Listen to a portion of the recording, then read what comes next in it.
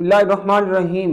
नाजरीन, आजकल जैसे गंदम की कटाई का मौसम चल रहा है और बहुत सारे दोस्तों ने उशर के बारे में सवाल पूछा है कि उशर कितने फीसद देना चाहिए, कितने फीसद नहीं, किसको देना चाहिए, कौन मुस्तहिक है, ये अगर किसी इमारत पर लगा दिया जाए क्या जायज है, क्या किसी यतीम को दे देना चाहिए, किसी इदारे में दे देना चाहिए, ये शरई तौर पर इसका क्या हुक्म है और कितने फीसद देना चाहिए। अगर 100 मन गंदम हो तो उसका कितना होना चाहिए। आज हम इन सब सवालात पर बात करेंगे। आप लोगों से रिक्वेस्ट है, वीडियो को मुकम्मल सुननी है। ये छोटी सी वीडियो है, ये बहुत आपके लिए मालूमाती वीडियो बनाई है मैंने। ये छोटी सी वीडियो सुनने के बाद दोस्तों तक जरूर शेयर कर दीजिएगा। मेरे चैनल पर नए हैं तो सब्सक्राइब करना बिल्कुल ना भूलिएगा, लाइक भी जरूर कर दीजिएगा और कमेंट सेक्शन में अपनी राय जरूर दे दीजिएगा। सबसे पहला सवाल के गंदम अगर 100 मन हो तो क्या उसका उशर बनता है। दोस्तों, सबसे पहले देखा जाएगा कि गंदम किस पानी से पकाई गई है, यानी वो अल्लाह तबारक व तआला की रहमत यानी बारिश या फिर पानी, नहरी पानी जैसे होता है, जैसे हम आम गांव में पानी लगाते हैं उस पानी से पकाई गई है, या ट्यूबवेल के पानी से पकाई गई है, या खरीदे हुए पानी से पकाई गई है। सबसे पहली शर्त यह है।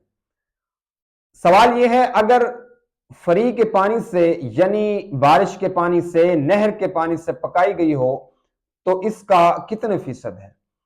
देखिए दोस्तों, इसका 10% यानी 10वां हिस्सा, यानी 9 मन 10वां हिस्सा उशर का और 9 मन उस शख्स के। ये जमीन का एक, जिसको हम ज़कात कहते हैं, जमीन की ज़कात होती है। और 10वां हिस्सा यानी अगर नहरी पानी या बारिश के पानी से पकी हुई फसल जैसे कुदरती तौर पर पक जाती है तो उसका 100 मन का यानी 10 मन बनेगा जो उसका उशर होगा। उसके बाद बात आ गई, खरीदे हुए पानी से पकाया गया, पानी को खरीदा गया, उसके बाद फसल को लगाया गया, उसको तैयार किया गया, उसका 5% है, यानी उसका 5% 20 मन का 1 मन होगा, यानी 20वां मन, उसमें 20वां मन होगा। 19 मन उस मालिक के, 20वां मन अल्लाह तबारक व तआला की राह में, जो हम ज़कात जिसे जमीन की कह सकते हैं। यानी इसके 100 मन का 5 मन बनेगा और जो फसल नहरी पानी और बारिश के पानी से पकाई गई हो उसका 10 मन बनेगा। ये इतने फीसद है। और नबी करीम सल्लल्लाहु ताला अलैहि वसल्लम का क्या फरमान है।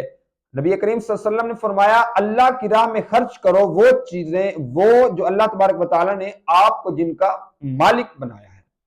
और सवाल ये आ गया कि मुस्तहिक कौन है, देनी किसको चाहिए, किसको नहीं देना चाहिए उशर। क्या हम किसी इदारे को दें, उसमें मुसाफिर ना रहते हों और वो ले जाएं, उस इदारे की बिल्डिंग पर लगाएं, उसको तामीर करें, क्या जायज है। ऐसा बिल्कुल जायज नहीं। उसकी वजह यह है कि उस इदारे का कोई एक मालिक यानी कोई नहीं होगा। वो चीज जो होती है वो शराकतदार होते हैं सब उसके।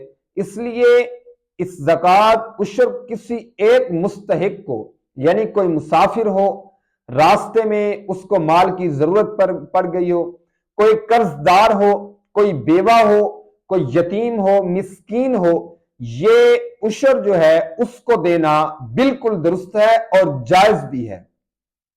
और ये सवाल पूछा जाता है, क्या हम किसी ऐसे शख्स को दे सकते हैं, यानी सैयद को भी दे सकते। बिल्कुल नहीं दे सकते, सैयद को देना भी जायज नहीं है। और उसके अलावा सवाल ये है कि उशर की जो हम उशर है ये मस्जिद को दे सकते हैं। बिल्कुल नहीं दे सकते, जायज नहीं है। क्या इसको बेचकर मस्जिद या मदरसे के ऊपर यानी उसकी बिल्डिंग पर पैसे लगा सकते हैं। नहीं, क्योंकि ये किसी जरूरतमंद गरीब, ये उन लोगों का हिस्सा है जो इस चीज में शामिल नहीं हो सकते, जो अपनी जिंदगियों की खुशियां जो है हमारे बराबर नहीं पा सकते, कामयाब नहीं हो सकते। ये उन लोगों का हिस्सा है और उन लोगों का मुस्तहिक लोगों तक पहुंचाना हमारा हक है। اور نہ ہی ہم ایسے ادارے کو دے سکتے ہیں جہاں مسافر نہ رہتے ہوں. ہاں ان کو دے سکتے ہیں جہاں مسافر پڑھتے ہوں. رات دن جن کا کھانا بنتا ہو اس ادارے کو یہ عشر دیا جا سکتا ہے. اور اس کے علاوہ اپنے علاقے کے غریب، یتیم، مسکین اور بیوہ جو غریب ہیں، قرض دار بھی ہو، اگر کوئی مسافر ہو، راہ میں اس کو ضرورت ہو اور کوئی علم کے راستے میں اگر چل رہا ہو، اس کو اگر اس چیز کی ضرورت ہو، وہاں دینا بالکل جائز ہے، ہم دے سکتے ہیں. اور یہ یاد رکھ لیجئے گا کہ کسی بلڈنگ پر عشر نہیں لگتا اور نہ ہی دینا جائز ہے. دوستو یہ ویڈیو سننے کا بہت بہت شکریہ، اور میری ویڈیو کو لائک ضرور کر دیجئے گا اور بیل آئیکن دبانا بالکل نہ بھولیے گا تاکہ میری ہر آنے والی اسلامک ویڈیو آپ تک پہنچتی رہے. اور کمنٹ سیکشن میں بتائیے گا نیکسٹ